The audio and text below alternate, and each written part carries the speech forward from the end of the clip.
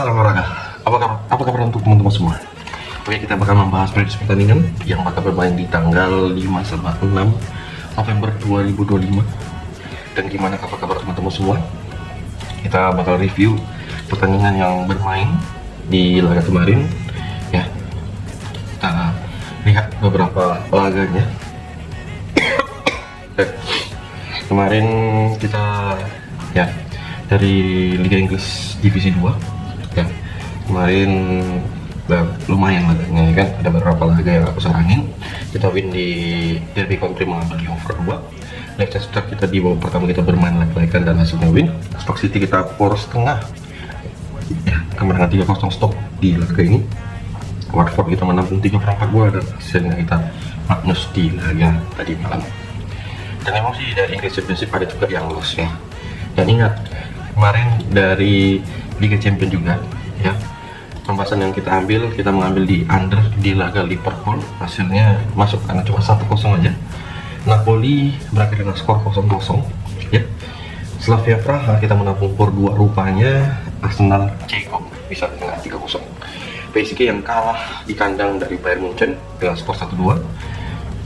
AS Monaco kita mengambil di under dan hasilnya masuk ya. Olympiakos kita mengambil di over 2,5, rupanya skor cuma 1-1 di laga tersebut dan beberapa pertandingan lainnya.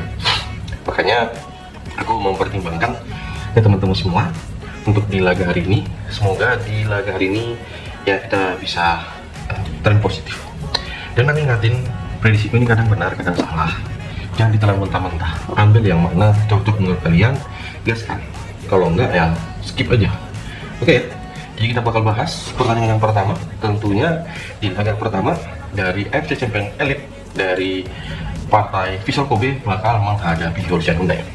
Di laga ini Vissel Kobe ya, ini kita lihat dengan perform kedua timnya ya, bisa dipertimbangkan dengan beberapa laga lainnya juga. Kita pertimbangkan dengan laga kedua tim ini ya, apalagi si Vissel dan si Horsen Hyundai ini bakal bermain ya. Dan kita lihat juga untuk perform si Horsen Hyundai juga bisa dikatakan Horsen itu di laga terakhir ya, dia lumayan pertandingannya ya, bisa dikatakan sering over goal. Makanya kita mengambil di over 2/3/4 di pertandingan Vissel Kobe menghadapi Horsen Hyundai.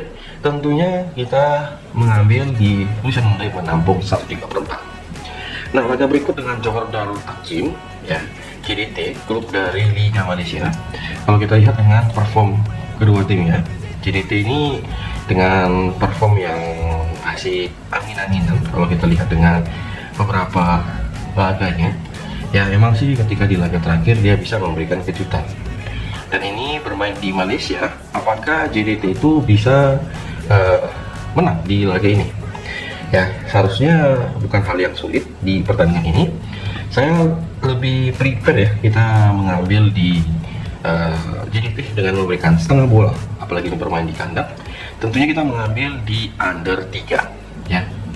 Nah, di laga berikut dengan laga Borneo dari Liga 1. Di Liga 1 hanya satu laga pada pertandingan ini, bakal menghadapi si Dewa United. Jadi untuk dari perform sendiri kedua tim ini, kalau aku bilang dengan beberapa pertimbangannya, kita gaskan di over 2/3/4 di laga kedua tim ini ya. Dan tentunya kita mengambil di Borneo memberikan por setengah. Oke ya.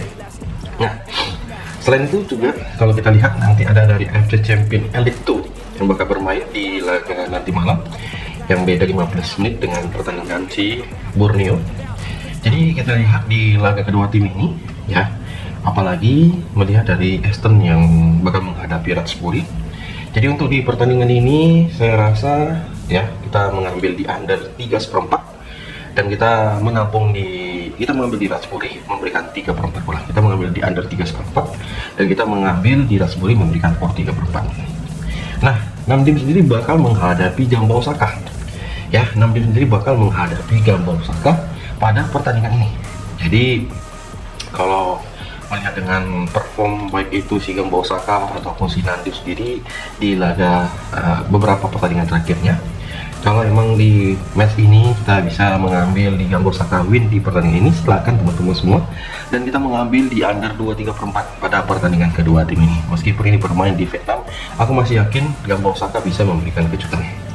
Nah, di laga Al Wais Dubai sendiri yang bakal menghadapi pertandingan ini Al Muraid ya. Jadi Al Wais Dubai ini menghadapi Al Muraid SC, dan pertimbangan kita untuk di laga kedua tim ini melihat karena Al Muraid itu merupakan tim dari Liga Bahrain ya.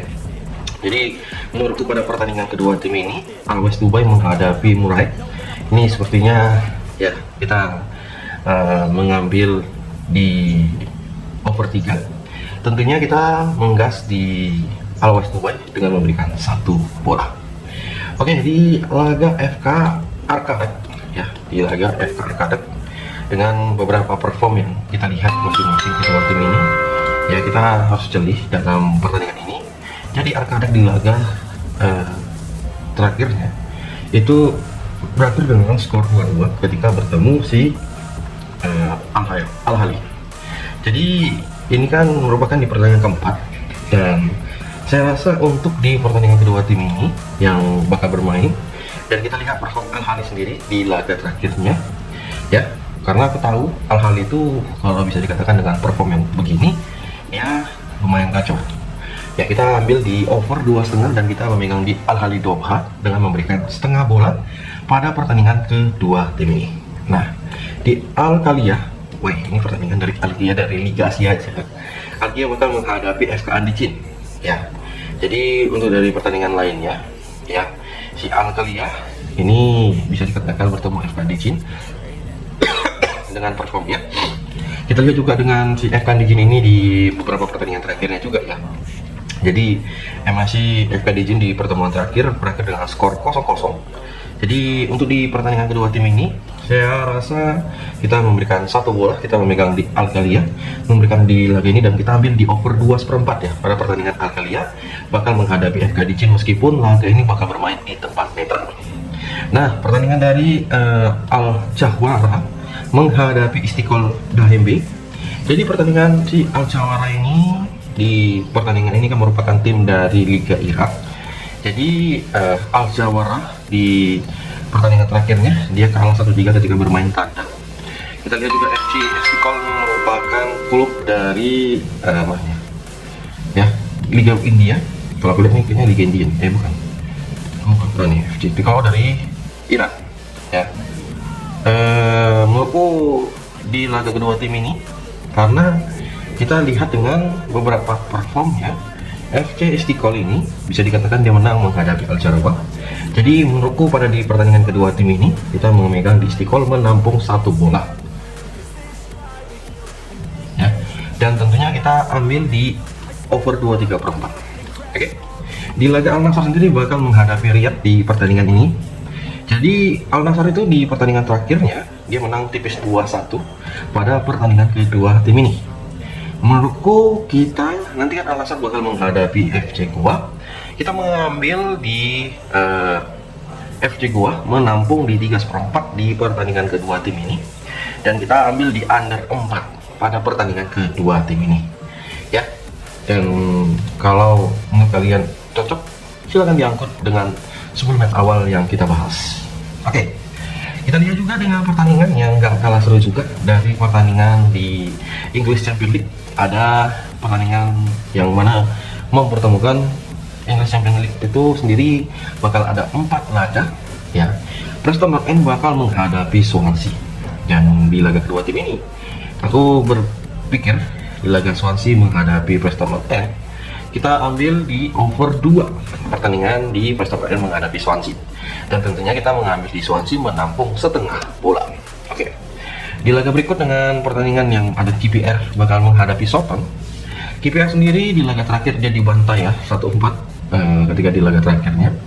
Menurutku untuk di pertandingan kedua tim ini kita gaskan di over 2,5 pada pertandingan KPR bakal menghadapi Southampton. Tentunya kita mengambil di Southampton win pada laga kedua tim ini. Sungguh keterlaluan kalau Southampton nanti nggak bisa menang ataupun ini ya memberikan kejutan. Nah, di laga si Sheffield Wednesday bakal menghadapi Norwich di pertandingan kedua tim ini. Saya rasa dengan beberapa perform yang kita lihat, karena si Norwich ini memberikan seperempat, memberikan setengah dengan over-under di 2/4 sampai 2/3/4. Apakah petanda-petanda gimana sih untuk di laga kedua tim ini? Nah, boleh dipertimbangkan kita mengambil di Norwich dengan bermain leg-legan di babak pertama. Tentunya kita mengambil di under 1/4 di babak yang pertama juga. Oke.